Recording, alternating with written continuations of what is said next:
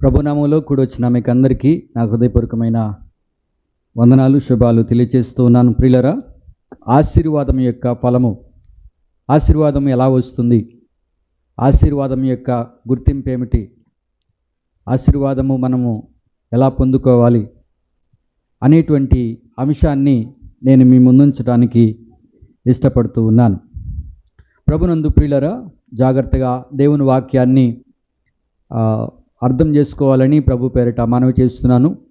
అశ్రద్ధగా ఉండకుండా, అటు ఇటు చూడకుండా, అనాలోచితంగా ఉండకుండా శ్రద్ధగా దేవుని మాటల్ని వినినట్లయితే మీకు అర్థమయ్యే రీతిలో ఉంటుందనే విషయాన్ని నేను మీకు జ్ఞాపకం చేస్తూ ఉన్నాను.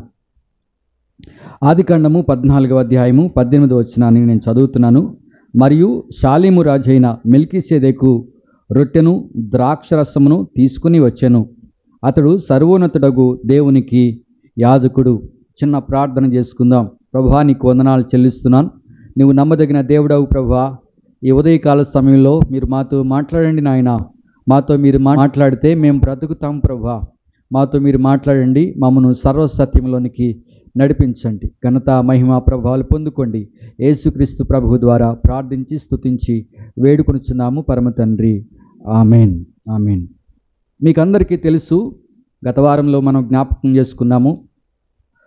అబ్రహాము ఈ కుటుంబాన్ని శత్రువులు చెరగొనిపోయినప్పుడు అతడు బయలుదేరి యుద్ధానికి వెళ్ళి యుద్ధం చేసి వారిని జయోత్సాహంతో తీసుకుని వస్తున్నటువంటి ఆ సందర్భంలో షాలీము రాజైన మెల్కీసెదెకు ఆ అబ్రహాముకి ఎదురుపడినట్లుగా మనము వాక్యమందు చూస్తూ ఉన్నాం. ఈ షాలీము రాజు ఎవరో, ఈ యొక్క మెల్కీసెదెకు ఎవరో అనేటువంటి విషయాన్ని గత వారంలో మనము జ్ఞాపకం చేసుకున్నాం. రాజు అయినటువంటి మెల్కీసెదెకు రొట్టెను ద్రాక్షరసమును తీసుకుని వచ్చెను. అతడు సర్వోన్నతుడగు దేవునికి యాజకుడు అని వ్రాయబడింది. సర్వోన్నతుడైన దేవునికి యాజకుడు అబ్రహామును ఎదుర్కోవడానికి వచ్చాడు. ఏమి తీసుకొచ్చాడు అనంటే రొట్టెను ద్రాక్షరసమును తీసుకుని వచ్చినట్లుగా మనం చూస్తున్నాం. హెబ్రీ గ్రంథకర్త అంటున్నాడు ఇతని గురించి. హెబ్రీలకు రాసిన పత్రిక 7వ అధ్యాయము 24వ వచనంలో, ఈయన నిరంతరము ఉన్నాడు గనుక మార్పులేని యాజకత్వము కలిగిన వాడాయనో అని వ్రాయబడింది. ఈయన నిరంతర యాజకుడు. లేవీల యాజకత్వము కాదు, ఇది మెల్కీసెదెకు యాజకత్వము. ఇది నిరంతర యాజకత్వము. ధర్మశాస్త్ర సంబంధమైన లేవీయులు వారు మరణిస్తూ ఉంటుంటారు, మరలా క్రొత్త వారు నియమితులవుతూ ఉంటుంటారు. కానీ ఈ యాజకత్వం అయితే నిరంతర యాజకత్వము అని దేవుని వాక్యంలో మనము చూస్తున్నాం. ఈయన నిరంతరము ఉన్నాడు గనుక మార్పులేని యాజకత్వం కలిగిన వాడాయను అని మనం చూస్తూ ఉన్నాం. ఈయన ఎవరు అనేది గత వారంలో జ్ఞాపకం చేసుకున్నాం. ఈయన ప్రభు అయిన యేసుక్రీస్తుకు వర్తిస్తుంది అనేటువంటిది మనకు బాగా తెలుసు. ఎందుకొరకంటే దేవుని వాక్యంలో చాలా స్పష్టంగా వ్రాయబడింది. కాబట్టి మనము ఈ వాక్యాన్ని అర్థం చేసుకోవాలని ప్రభు పేరిట మనవి చేస్తున్నాను. నేను మరొకసారి మీకు జ్ఞాపకం చేస్తున్నాను. ఆదికాండము 14వ అధ్యాయము 19వ వచనం నుండి చదువుతున్నాను. అప్పుడు అతడు అబ్రహామును ఆశీర్వదించి ఆకాశమునకు భూమికిని సృష్టికర్తయను సర్వోన్నతుడైన దేవుని వలన అబ్రహాము ఆశీర్వదింపబడును గాకని నీ శత్రువులను నీ చేతికి అప్పగించిన సర్వోన్నతుడగు దేవుడు స్తుతింపబడును గాకనియు చెప్పెను. అప్పుడు అతడు అన్నిటిలో ఇతనికి 10వ వంతు ఇచ్చెను. జాగ్రత్తగా గమనించండి. ఈ షాలీము రాజైన మెల్కీసెదెకు ఇతను యాజకుడు అని మనం చూస్తున్నాం. ఈ యాజకుడు అబ్రహామును ఎదుర్కోవడానికి వచ్చాడు. అబ్రహామును ఎదుర్కొని అబ్రహామును ఆశీర్వదించినట్లుగా మనం చూస్తున్నాం. ఏమని ఆశీర్వదించాడు? ఆకాశమునకు భూమికి సృష్టికర్తయను సర్వోన్నతుడైన దేవుని వలన అబ్రహాము ఆశీర్వదింపబడును గాక అని చెప్పాడు. అంతేకాదు, నీ శత్రువులను నీ చేతికి అప్పగించిన సర్వోన్నతుడగు దేవుడు స్తుతింపబడునుగాక అని ఆశీర్వదించాడు. దేవుని నామానికి స్తోత్రం కలుగునుగాక. ఈ ఆశీర్వచనము పొందినటువంటి అబ్రాము ఏం చేశాడనంటే అప్పుడు అతడు అన్నిటిలో ఇతనికి 10వ వంతు ఇచ్చెను అని వ్రాయబడింది. అప్పటికి ధర్మశాస్త్రము లేదు. ధర్మశాస్త్ర ప్రకారంగా 10వ వంతు ఖచ్చితంగా ఇజ్రాయేలీ ప్రజలు 11 గోత్రాల వారు 12వ గోత్రమైన లేవీ గోత్ర సంబంధమైన యాజకులకు, దేవుని పరిచర్య చేసేవారికి ఖచ్చితంగా 10వ వంతు ఇవ్వాలి. ఎందుకంటే అందరికీ కూడా 11 గోత్రాల వారికి కూడా స్వాస్థ్యాలు ఇవ్వబడ్డాయి, భూమి ఇవ్వబడింది, వారికి గ్రామాలు ఇవ్వబడ్డాయి. అయితే లేవీ గోత్రానికి మాత్రము ఏది కూడా ఇవ్వబడలేదు. అదేమిటి అనంటే మీరు నా సొత్తు అని దేవుడు అన్నాడు. మీరు నా సొత్తు కనుక ఇశ్రాయేలీలతో ఏమన్నాడంటే 11 గోత్రాల వారు వారి వారి ఆస్తిలో నుండి, వారి వారి సమృద్ధిలో నుండి, వారి పంటల్లో నుండి, అన్నిటిలో నుండి కూడా దశమ భాగమును అనగా 10వ వంతు తీసుకుని లేవీలకు ఇవ్వండి అని దేవుడు వారికి ఆజ్ఞాపించినట్లుగా మనం చూస్తున్నాం. ఇది లేవీ గోత్రానికి సంబంధించినటువంటి వారికి నియమించబడిన నియమం. ఆస్తి కానీ, లేకపోతే పొలాలు కానీ, స్థలాలు కానీ, లేదంటే వారి పంటలో పంట కానీ అన్నిటినీ కూడా దశమ భాగమును ఈ లేవీలకు ఇజ్రాయేలు 11 గోత్రాల వారు ఇవ్వడం అనేటువంటిది జరిగింది. కానీ ఇక్కడ మనం చూస్తున్నాము, దీనికి వేరుగా ఒక యాజకుడిని మనము చూస్తున్నాం. ఆయన పేరు సాలేము రాజు మెల్కీసెదెకు అని మనం చూస్తూ ఉన్నాం. ఈ మెల్కీసెదెకు యాజకత్వాన్ని కలిగినటువంటి వాడిగా మనం చూస్తున్నాం. దీన్ని మెల్కీసెదెకు క్రమము అని అంటున్నాం. మెల్కీసెదెకు క్రమం, లేవీ క్రమము వేరు, మెల్కీసెదెకు క్రమం వేరు. లేవీ క్రమములో దశమ భాగమున్నది, అలాగే మెల్కీసెదెకు క్రమములో కూడా అబ్రహాము దశమ భాగమును ఇచ్చినని దేవుని వాక్యంలో మనం చూస్తున్నాం.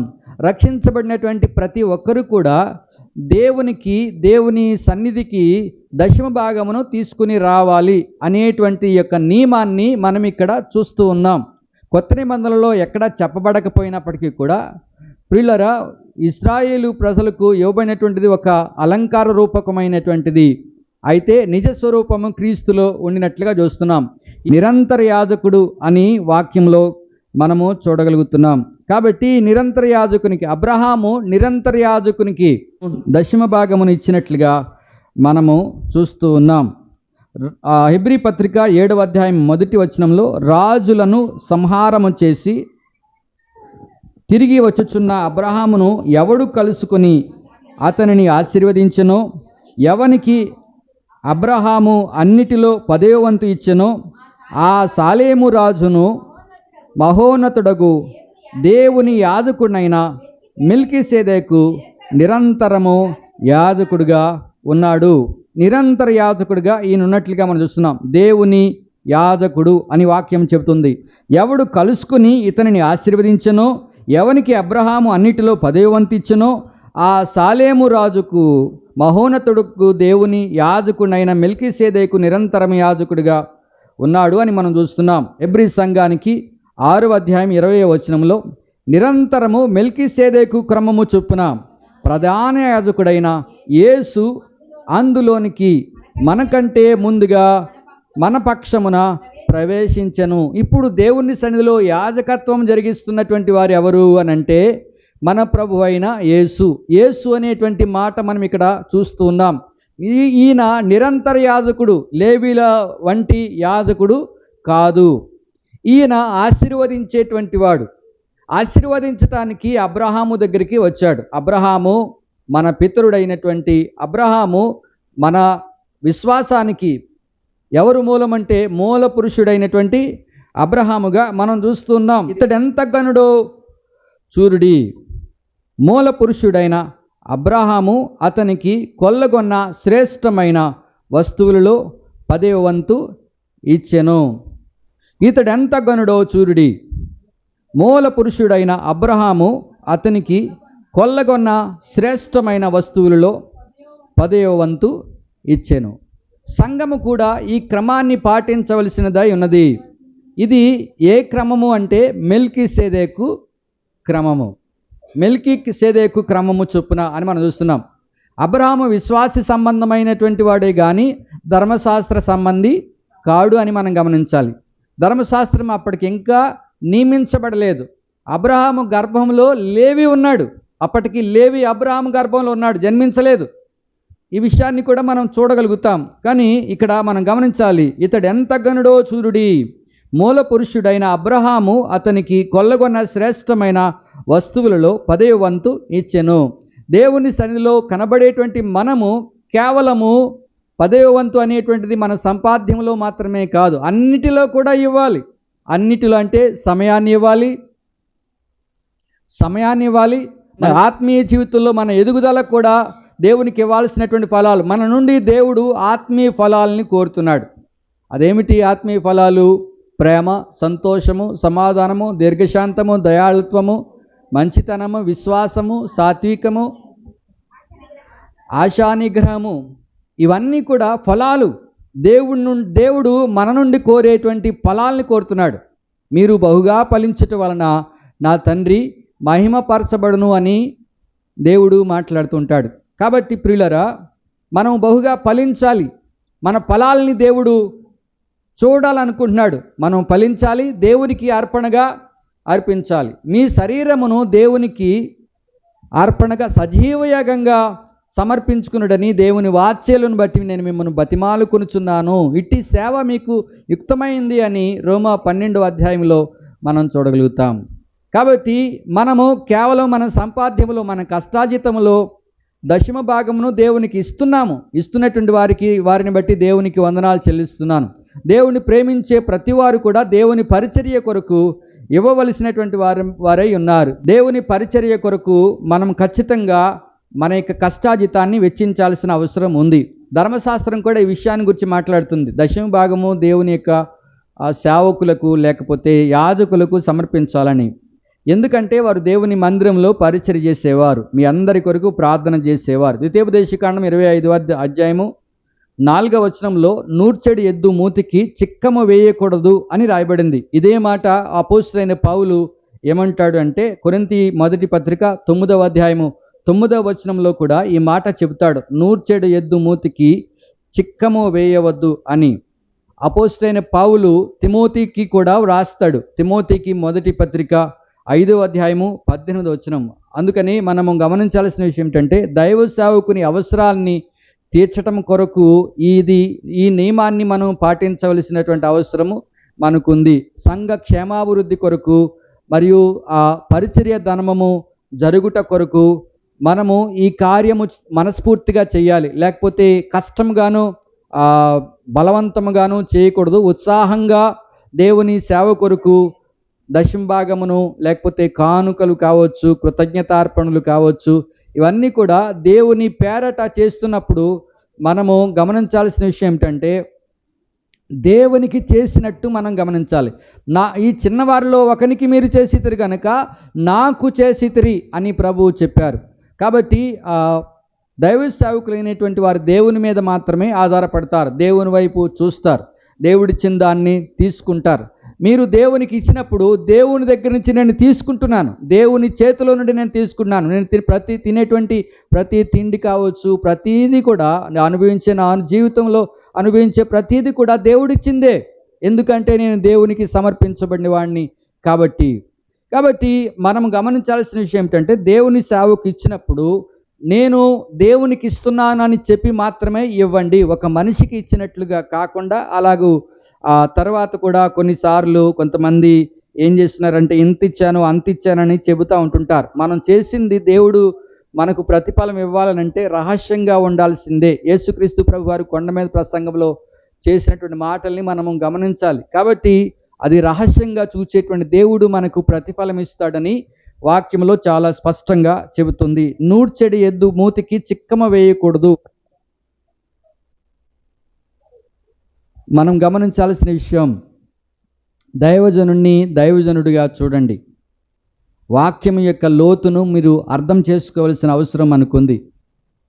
ఒకవేళ మనము ఆ పని చేయకపోయినట్లయితే, లేక సంఘము ఆ పని చేయకపోయినట్లయితే, ఒక అమెరికా నుంచి కానీ, జర్మనీ నుంచి కానీ, ఇంగ్లాండ్ నుంచి కానీ, కొన్ని దేశాల నుంచి భారతదేశానికి మిషనరీలు వచ్చారు. వారు ఎలా వచ్చారు, వారి పరిచర్య ఎలా చేయగలిగారు అని అంటే, వారి వెనక చాలామంది కూడా దేవుని బిడ్డలు ఉన్నారు. వారి కష్టాజీతాన్ని వారి కొరకు వెచ్చించారు. వారు పంపించేవారు. కొన్నిసార్లు కష్టాలను అనుభవించారు. గతంలో చాలా కాలం క్రిందట మిషనరీలు భారతదేశానికి వచ్చి చాలా కష్టాలను అనుభవించారు. ఆకలిని ఎదుర్కొన్నారు. అననుకూల పరిస్థితులను వారు ఎదుర్కొన్నారు. దేవుని పరిచర్య వారు బలంగా చేశారు. ఈ రోజున మనం సంతోషంగా కూర్చున్నామంటే వారు చేసినటువంటి త్యాగమే అనే విషయాన్ని మనం గుర్తుపెట్టుకోవాలి. ఈ రోజున మనం గమనించాలి, ఈ మందిరాన్ని నిర్మాణం కొరకు చాలామంది చందా ఇచ్చి పంపించారు. కాబట్టి మనము ఇప్పుడు ఎదిగాము, వర్ధిల్లాము. కాబట్టి మనము వర్ధిల్లిన కొలది మనము దేవుని సేవ కొరకు వెచ్చించవలసిన బాధ్యత మనం ఎది ఉంది అనే విషయాన్ని గుర్తుపెట్టుకోండి. ఈ మందిరాన్ని మనమే కట్టుకోవాలి. ఈ మందిరం యొక్క ధర్మము జరిగించడానికి మనమే ఖర్చు పెట్టుకోవాలి. మనము దేవుని సేవకు ఇచ్చిన ప్రతీది కూడా దేవుని సేవ కొరకు ఖర్చు పెట్టాల్సినటువంటి బాధ్యత మనం ఎది ఉంది అనే సంగతిని నేను మీకు జ్ఞాపకం చేస్తున్నాను. దేవునికి ఇచ్చేది మనము లెక్క కట్టుకోకూడదు. కానీ నీవు గుర్తుపెట్టుకుంటే అది నీ దగ్గర ఉన్నట్టే. దేవుని వాక్యం చెబుతుంది. అపోస్తుల కార్యాలు 5వ అధ్యాయాలు మనం చూస్తాం. అననీయ సప్పీరాలు మనకు కనపడతారు. అవి నీ దగ్గర ఉన్నప్పుడు అది నీదే కదా అని పేతురు గారు తేరి చూచి మాట్లాడతారు. నీ దగ్గర ఉన్నప్పుడు నీదేది, దేవునిది అన్నప్పుడు అది దేవునిది అవుతుంది. నీవు దేవునిది అనుకున్న ఉన్నంతసేపు కూడా అది నీదే అవుతుంది. కాబట్టి దేవునికి ఇవ్వడంలో మనం సమర్పించుకోవాలి. కానీ అది బలవంతంగా ఇవ్వటం కానీ, లేకపోతే ఎవరో ఇస్తున్నారని కానీ, లేకపోతే ఎవరో ప్రోత్సహిస్తున్నారని కానీ చేయటానికి వీలేదు. కేవలము నీవు నిర్ణయించుకోవాల్సిందే. నేను పదే చాలాసార్లు చెప్పాను, దశమ భాగం ఇచ్చేటువంటి వారు మనస్ఫూర్తిగా ఇవ్వండి.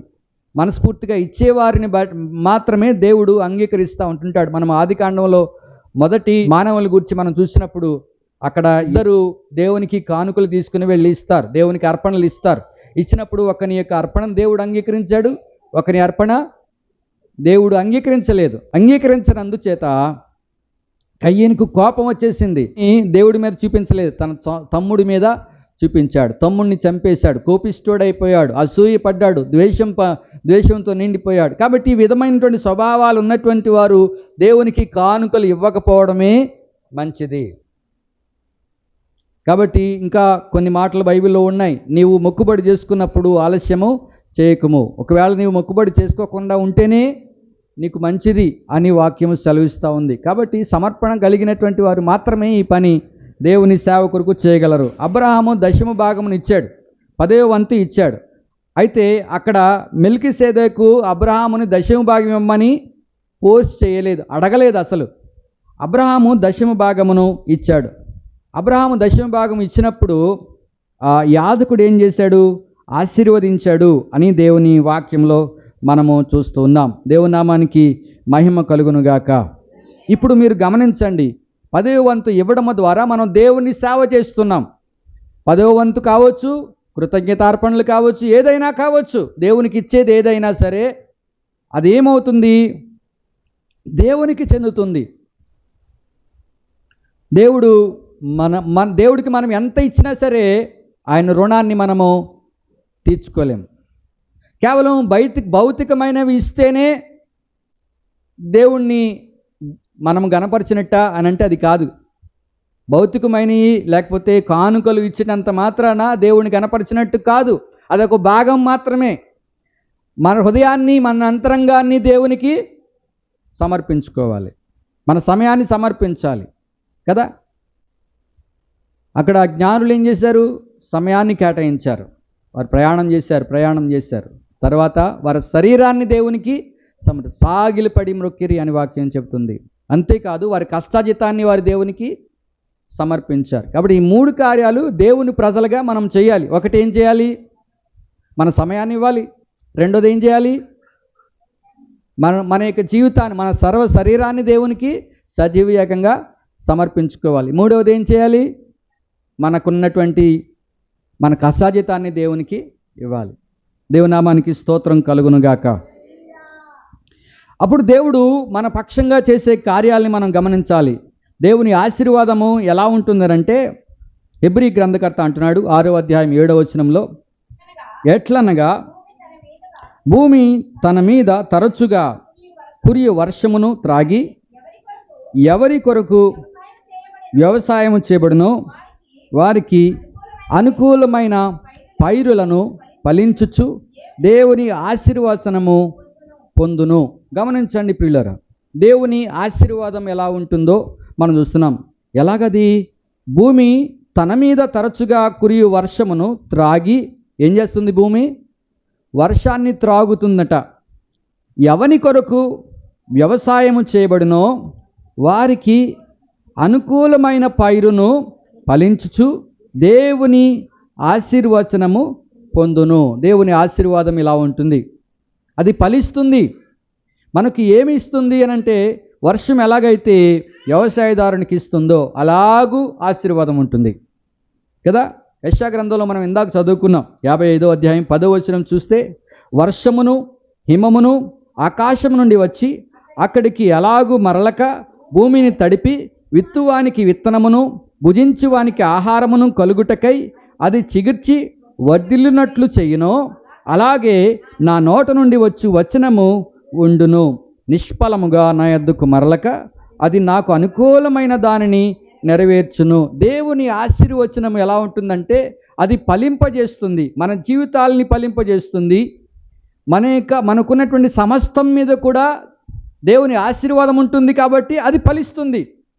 అందుకని వాక్యం ఏమంటుందంటే, నా ఆశీర్వచనము ఎలా ఉంటుందనంటే అది నిష్ఫలంగా మరలదు, నిష్ఫలము కాదు.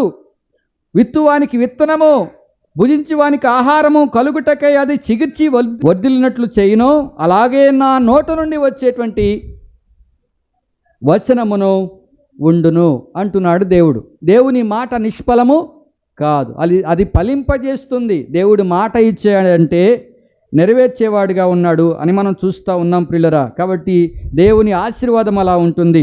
ఆదికాండము 18వ అధ్యాయము 18వ వచనంలో, అబ్రహాము నిశ్చయముగా బలము గల గొప్ప జనమగును, అతని మూలముగా భూమిలోని సమస్త జనులను ఆశీర్వదింపబడును. దేవుని నామానికి స్తోత్రం కలుగును గాక.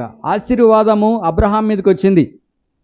ఆశీర్వాదం అబ్రహాం మీదకి వచ్చింది. ఎలా వచ్చింది అని మనం చూస్తున్నప్పుడు, అబ్రహామును దేవుడు ఆశీర్వదిస్తున్నాడు. నిశ్చయముగా బలము గల గొప్ప జనమగును, అతని మూలంగా భూమిలోని సమస్త జనులను ఆశీర్వదింపబడును. ఈ రోజున మనం ఆశీర్వదించబడ్డాం. ఎలాగ ఆశీర్వదించబడ్డాం? దేవుని ప్రజలమయ్యాం. దేవుని ఆశీర్వాదం పొందాం కాబట్టి దేవుని ప్రజలము అయ్యాం. మనం ఒకప్పుడు దేవుని ప్రజలము కాదు, ఒకప్పుడు మనము దేవుని జనాంగము కాదు. ఇప్పుడు మనం ఏమయ్యాం? దేవుని ప్రజలమయ్యాం. ఎలాగయ్యాం? అబ్రహాము పొందినటువంటి ఆశీర్వచనము మనకు కూడా ఇవ్వబడింది. అబ్రహామును బట్టి, అబ్రహాము బలము గల గొప్ప జనమగును, అతని మూలముగా భూమిలోని సమస్త జనులు ఆశీర్వదింపబడును. ఇదే మాట మనం చూస్తే ఎలాగ ఆశీర్వదించబడ్డాడు అబ్రహాము? ఎలాగంటే ఆదికాండము 22వ అధ్యాయం 18వ వచనం చూడండి. మరియు నీవు నా మాట వినినందున భూలోకములోని జనములన్నీయు నీ సంతానము వలన ఆశీర్వదింపబడును, నా తోడని ప్రమాణం చేసి ఉన్నానని యెహోవా సెలవిచ్చెను. గమనించండి ప్రియులరా, అబ్రహాము ఆశీర్వదించబడ్డాడు, ఆశీర్వాదానికి వారసుడయ్యాడు, ఆశీర్వాదము సంపూర్ణంగా పొందుకున్నాడు. దానికి కారణం ఏమిటో తెలుసా? దేవుడు అంటున్నాడు, నీవు నా మాట వినినందున. అంతకుముందు జరిగిన సన్నివేశం ఏమిటంటే, అబ్రహామును దేవుడు పరీక్షించాడు.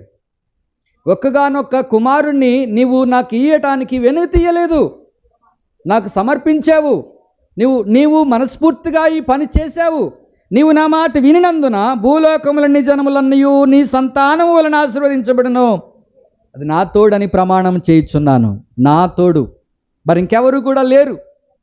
నా తోడని ప్రమాణం చేయుచున్నాను. దేవుడే తన మీద ఆనబెట్టుకున్నాడు, మరి ఇంకెవరు ఆయనకంటే గొప్పవారు లేరు అనేటువంటి విషయం గమనించాలి మనం.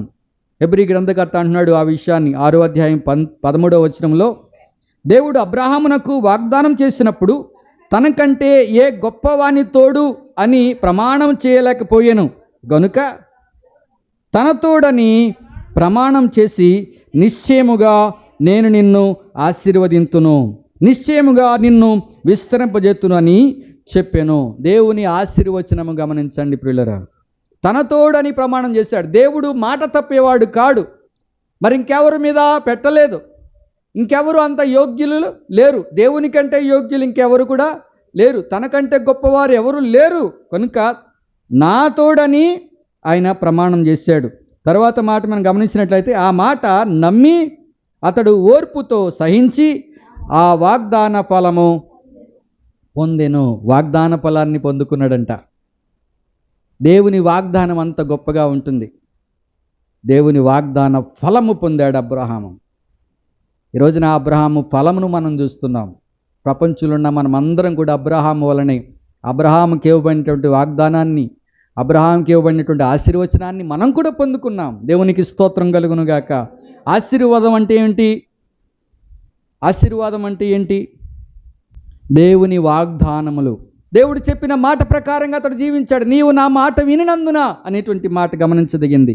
ఆశీర్వచనం అంటే మనం గమనించాల్సిన విషయం, మన జీవితంలో దేవుని వాగ్దానాలను మన జీవితంలో నెరవేరడమే ఆశీర్వాదం. మన జీవితంలో దేవుని వాగ్దానాలు నెరవేరడమే ఆశీర్వాదం. ఆశీర్వాదం ఎలా పొందాలి? ఆశీర్వాదం ఎలా పొందాలంటే దేవుని మాట వినడం ద్వారా, ఆయన ఆజ్ఞలు అనుసరించడం ద్వారా ఆశీర్వాదం పొందగలుగుతాం. అబ్రహాము దేవుని నమ్మెను, అది అతనికి నీతిగా ఎంచబడెను. ఆదికాండం 15:6 చూస్తాం. అలాగే యాకోబు కూడా చెబుతాడు. 2వ అధ్యాయము 23వ వచనంలో మనం చూస్తాం. అబ్రహాము దేవుని నమ్మెను, అది అతనికి నీతిగా ఎంచబడెను. మనం నీతిమంతులం కావటానికి మనం చేయాల్సిన కార్యం ఏమిటంటే దేవుణ్ణి నమ్మాలి. దేవుణ్ణి నమ్మడం అంటే ఏంటి? ఆయన మాట మీద విశ్వాసం ఉంచటం, ఆయన మాటను మనము అవలంబించటం, అది సంపూర్ణమవుతుంది. దేవుని మాట ప్రకారంగా జీవించటం ద్వారా దేవుడిని నమ్మిన వాళ్ళము అవుతాం. దేవుడు చెప్పింది చేయలేదనుకోండి, అప్పుడు ఏమవుతాం? మనం దేవుడిని నమ్మినట్టు కాదు. దేవుడిని నమ్మటం అంటే దేవుని నీతిని నెరవేర్చటం, దేవుడిచ్చిన మాటను నెరవేర్చటం, అనుసరించటం. అందుకనే సామెతలు అందుకట్ట అంటాడు. సామెతలు 10వ అధ్యాయము 6వ వచనంలో నీతిమంతుని తల మీదకి ఆశీర్వాదములు వచ్చును. ఎవరి మీదకి వస్తుందట ఆశీర్వాదము? నీతిమంతుని తల మీదకి వస్తుంది ఆశీర్వాదం. నీవు నీతిమంతుడు అయ్యావా? మనం నీతిమంతులం అయితే గనక మన తల మీదకి ఏమొస్తుంది? ఆశీర్వాదం. నీతిమంతులం ఎలాగవుతాము? దేవుని మాటను నెరవేర్చడం ద్వారా, నమ్మడం ద్వారా, దేవుణ్ణి నమ్మడం ద్వారా, దేవుని వాక్యాన్ని అనుసరించడం ద్వారా మనం నీతిమంతులం అవుతాం. నీతిమంతుని తల మీదకి ఆశీర్వాదం వచ్చు, అది ఫుల్ఫిల్ అవుతుంది. ఆశీర్వాదానికి మనం వారసులము కావాలి అంటే మనం నీతిమంతులము కావాలి. సామెతల గ్రంథం అట్ట అంటాడు. 10వ అధ్యాయం 22వ వచనంలో యెహోవా ఆశీర్వాదము ఐశ్వర్యమిచ్చును. ఐశ్వర్యము కేవలము ఆస్తి మాత్రమే కాదు, సంపద మాత్రమే కాదు ప్రియులరా, లేకపోతే ఆరోగ్యం మాత్రమే కాదు. ఐశ్వర్యం అంటే పరసంబంధమైనటువంటిది కూడా. ఐశ్వర్యము అనేటువంటి పదానికి దేవుడిచ్చేటువంటి ఐశ్వర్యం ఎలా ఉంటుందనంటే అది నాశనము కానటువంటిది, నశించిపోనటువంటిది. ఈ లోకంలో నాశనం అయిపోయి చాలానే ఉంటాయి కదా. ఈ లోకంలో అన్నీ కూడా నాశనం అయిపోతాయి, కానీ నాశనం కానటువంటిది. నా ఛానల్కి ఒక పేరు పెట్టుకున్నాను. ఆ పేరేంటి అంటే మహిమైశ్వర్యం. ఎందుకనంటే దేవుని యొద్ద నుండి వచ్చేటువంటి ఐశ్వర్యము మహిమకరమైనటువంటిది, నాశనము కానటువంటిది. అందుకనే మనం మహిమైశ్వర్యం పొందవలసినటువంటి వారమై ఉన్నాము. యెహోవా ఆశీర్వాదము ఐశ్వర్యమిచ్చును, నరుల కష్టము చేత ఆ ఆశీర్వాదము ఎక్కువ కాదు. మనం ఎంత కష్టపడినా, ఎంత సంపాదించాలనుకున్నా దేవుని దగ్గర నుంచి వచ్చేటువంటి ఆశీర్వాదం ఉందే, ఆ ఆశీర్వాదాన్ని మన సంపదతో కొనుక్కోలేము. సిమోన్ అనేటువంటి ఒక గారడివాడు ఉన్నాడు. అపోస్తలులు చేసేటువంటి అద్భుతాలు సూచక్రియలు చూసి ఆ గారడివాడు పరిశుద్ధాత్మను నాకు ఇవ్వండి, నేను మీకు వెండిని ఇస్తాను, మీకు ధనాన్ని ఇస్తాను, మీకు ఎంత కావాలంటే నేను అంత ఇస్తాను, నాకు మాత్రము ఎవరి మీద అయితే నేను చేతులుంచుతానో వారి మీదకి పరిశుద్ధాత్మ రావాలి అని వారిని అడిగాడు. ఈ అధికారం నాకు ఇవ్వండి అని అడిగాడు. అడిగితే నీ వెండి నీతో నశించునుగాక అని అంటాడు పేతురు గారు. ఎందుకో తెలుసా? నీ హృదయం దేవుని ఎదుట సరైనది కాదు గనుక ఈ కార్యములో నీకు పాలు పంపులు లేవు. కాబట్టి నీవు నీ చెడుతనము మానుకొని మారు మనసునుంది ప్రభువుని వేడుకొనుము. దేవుడు క్షమించే దేవుడు. ఆ యొక్క ఇస్కరియోతు యోధాకు కూడా క్షమాపణ దొరుకును. ఇక్కడ గారడి సీమోను కపట హృదయంతో ఉన్నటువంటి వాడికి కూడా క్షమాపణ దొరుకును. కానీ అతడు పశ్చాత్తాపడలేదు, అతడు ఆ దేవునికి అంగీకారము కాలేకపోయాడు. ఒకవేళ దేవుడు నిన్ను క్షమించవచ్చును అని, ఎంత ఘోర పాపినైన దేవుడు క్షమించగలడు, పరిశుద్ధపరచగలడు, నీతిమంతునిగా తీర్చగలడు. ఆయనకి అసాధ్యమైనది ఏది కూడా లేదు. యెహోవా ఆశీర్వాదము ఐశ్వర్యమిచ్చును, నరుల కష్టము చేత ఆ ఆశీర్వాదము ఎక్కువ కాదు. ఎంత కష్టపడినా సరే ఆ ఆశీర్వాదాన్ని, దేవుడిచ్చే ఆశీర్వాదాన్ని పొందుకోలేరు. దేవుడు ఉచితంగానే ఆశీర్వదిస్తానంటున్నాడు. దేవుని దగ్గరికి వస్తే ఆయన మనల్ని ఆశీర్వదిస్తాడు. ఆశీర్వదించే దేవుడు మన దేవుడు. యెహెజ్కేలు గ్రంథంలో మనం చూస్తే ఈ ఆశీర్వాదం ఎలా వస్తుందో అనేటువంటిది చెబుతాడు యెహెజ్కేలు. 44వ అధ్యాయము 30వ వచనం జాగ్రత్తగా గమనించండి. మీ ప్రతిష్ఠితార్పణములన్నిటిలోనూ తొలుచూలు వాటన్నిటిలోనూ మొదటివియు, ప్రథమ ఫలములన్నిటిలోనూ మొదటివియు యాజకులు వగును.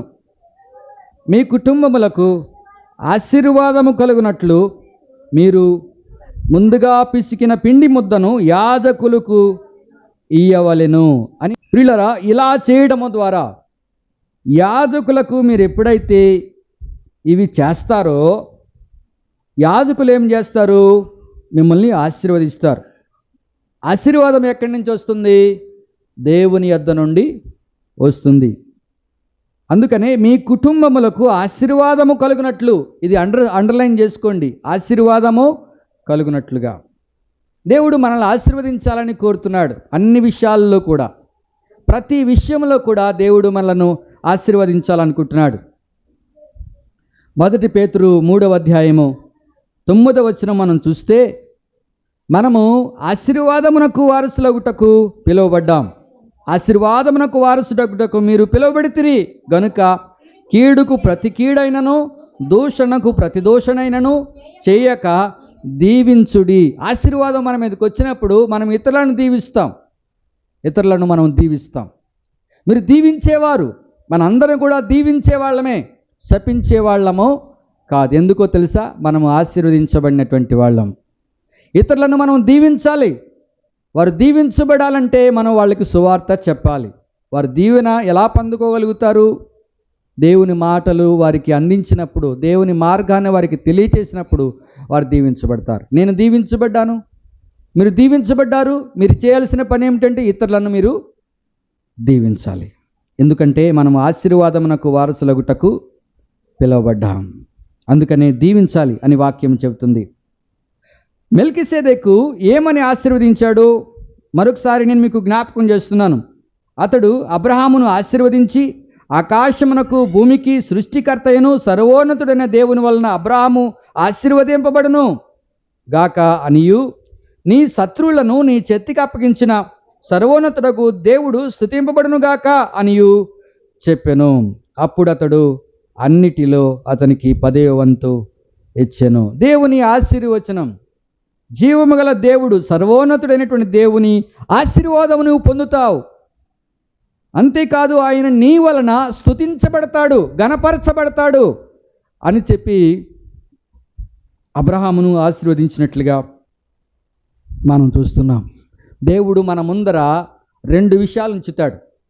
అదేంటో తెలుసా? ఆశీర్వాదము, శాపము, రెండింటిని కూడా ఉంచుతాడు. దేవుడు అంటాడు ద్వితీయోపదేశకాండము 30వ అధ్యాయము 19వ వచనంలో, నేడు జీవమును మరణమును ఆశీర్వాదమును శాపమును నేను నీ ఎదుట ఉంచి భూమి ఆకాశములను మీ మీద సాక్షులుగా పిలుచుచున్నాను. గమనించండి ప్రియులారా, జీవాన్ని మరణాన్ని కూడా మీ ముందుంచాడు. జీవము మీదుట ఉన్నది, మరణము కూడా మీదుట ఉన్నది. తర్వాత ఆశీర్వాదము శాపము, ఈ రెండింటిని కూడా మన ముందుంచాడు దేవుడు. ఏది కావాలో కోరుకునే బాధ్యత, ఆ కోరుకునేటువంటి చాయిస్ని దేవుడు మనకే ఇచ్చాడు, మన మీదే వదిలిపెట్టాడు. దేవుడు మన ముందుంచాడు. ఈ రెండిట్లో ఏదో ఒకటి నిర్ణయించుకోవాలి. ఆశీర్వాదం కోసము బైబిల్ గ్రంథంలో చాలామంది ప్రయత్నం చేశారు. ఆశీర్వాదం కోసం కదా, మన అందరికీ ఏం కావాలి? ఆశీర్వాదం కావాలి. ఆశీర్వాదం కోసము యాకోబు ప్రయత్నం చేశాడు. దేవుని ఆశీర్వాదం, మనందరం కూడా దేవుని ఆశీర్వాదం పొందాలి. దేవుని ఆశీర్వాదం పొందాం, వాగ్దానం ఇవ్వబడింది మనకి. దాన్ని మనము స్వతంత్రించుకోవాలి, మన చేతిలోనికి రావాలి. దేవునికి స్తోత్రం కలుగును గాక. ఆశీర్వాదానికి వారసుడయ్యాడు. మనం గమనించాలి, తండ్రి దగ్గర ఆశీర్వాదం కొట్టేశాడు, అవునే కదా. తండ్రి దీవించాడు, అది ఫుల్ఫిల్ అయిందంటే లేదు.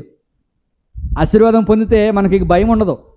ఈ యొక్క యాకోబు బయలుదేరి అన్నగారి దగ్గరికి రావడానికి ప్రయత్నం చేశాడు. అన్నగారి దగ్గర నుంచి పారిపోయాడు. మా అన్నగారు చంపేస్తాడేమో, నన్ను ఆశీర్వాదాలన్నీ కొట్టేశాను నేను అని పారిపోయినటువంటి వ్యక్తి సంపద సంపాదించుకుని ఆస్తిపరుడైపోయి తన అన్నగారు గుర్తుకొచ్చి అన్నగారి దగ్గరికి వెళ్దాం అనుకున్నాడు. సంపద అంతా తీసుకెళ్ళాడు, 3 భాగాలు చేశాడు. 3 భాగాలని అవతలకు పంపించేశాడు, ఒక్కడు మిగిలిపోయాడు. అవతలకు ఎబ్బేకి రేవు దగ్గర అతడు యువతలు ఉండిపోయి, రేవు యువతలు ఉండిపోయి ఇప్పుడు దేవుడికి మొరపెడుతున్నాడు, ప్రభువా నన్ను ఆశీర్వదించు, నన్ను ఆశీర్వదించు, ఇంకా ఆశీర్వాదం ఎందుకు? ఆశీర్వాదం అలాగే వచ్చింది కదా. కానీ భయం వెంటాడుతుంది, అన్నగారు చంపేస్తాడేమో. ఎదురు పడితే ఇంత ఆస్తి తీసుకున్న, ఇంత ఆస్తి నీదే.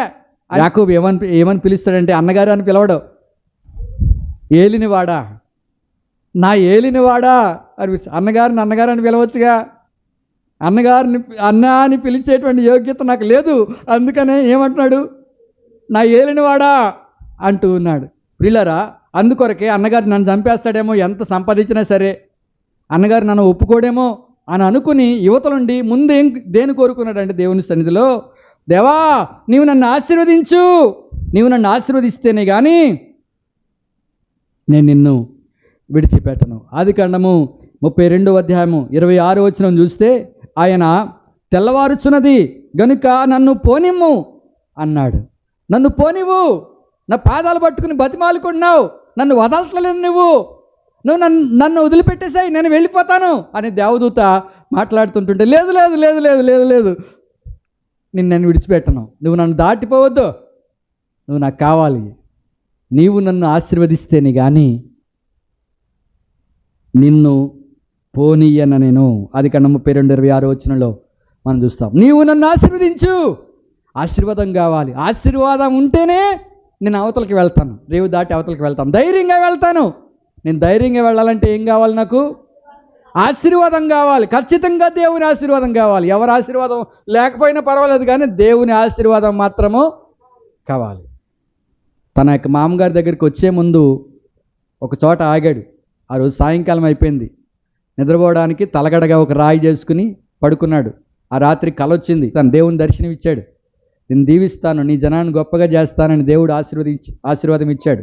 తర్వాత లేచి యాకోబు ఆ యొక్క తలగడగా చేసుకున్న రాయిని అక్కడ నిలిపి నూనె పోసి, నిశ్చయంగా ఇది దేవుని మందిరం అనబడును అని చెప్పి ఆ యొక్క ప్రతిష్ట చేసిన తర్వాత దేవునికి ప్రామిస్ చేస్తాడు, దేవా నేను వెళ్తున్నాను, నీవు నన్ను ఆశీర్వదిస్తే, నాకు సంపదనిస్తే, అన్నిటిలో కూడా నేను నీకు 10వ వంతు ఇస్తానని దేవునికి ప్రామిస్ చేశాడు. దేవుడు యాకోబుని ఆశీర్వదించాడు, సంపద పొందాడు. కానీ ఇక్కడికి వచ్చేసరికి యాకోబు భయంతో నిండిపోయాడు, అన్నగారికి భయపడుతున్నాడు. ఎందుకోసం అంటే తాను చేసింది తప్పు అని తెలుసుకున్నాడు.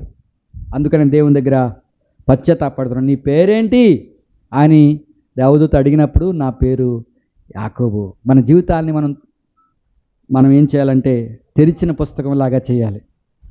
సంపూర్ణంగా మన హృదయాన్ని తెరిచి దేవునికి ఇచ్చేయాలి.